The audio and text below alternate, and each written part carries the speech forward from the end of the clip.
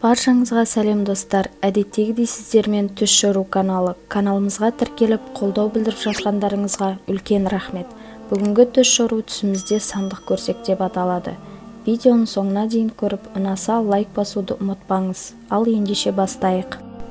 Егер түсіңізде сандық ішінде отырғаныңызды көрсеңіз, сіздің шынайы өмірде үлкен жетістікке жетіп жатқандығыңызды білдіреді. Егер түсіңізде көрген сандығыңыз қағаздан жасалған болса, қаржылай қиындықтарға тап болатындығыңызды білдіреді. Егер түсіңізде сандық толы байлық көрсеңіз, өміріңізде рызық несібеңіздің артатындығын білдіреді. Түсіңізде сандық ашып жатсаңыз, байлық келетіндігін немесе сапарға шығатындығыңызды білдіреді. Түсіңіздегі сандық сіздің үйіңізді немесе жұмыс орныңызды білдіруі де мүмкін. Түсіңізде құлыпталған сандық көрсеңіз, ер адамның мықты адам екендігін білдіреді және сыр сақтай алатындығын білдіреді.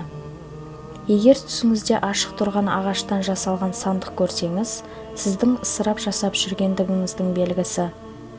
Түсіңізде қағаз сандық көрсеңіз, үйіңіздегі ұрыстың белгісі. Түсіңізде алтын сандық көрсеңіз, нашар хабар келетіндігін білдіреді. Егер түсіңізде темір сандық көрсеңіз, сіздің қатал адам екендігіңізді білдіреді. Егер сіз түсіңізде біреудің сізге сандық сыйлағанын көрсеңіз, сізге жақсылық келетіндігін білдіреді. Достар, осы видеомыз ұнаған болса, лайк басып комментария жазуды ұмытпаңыз. Каналға тіркелуді де ұмытпаңыз. Сау болыңыздар.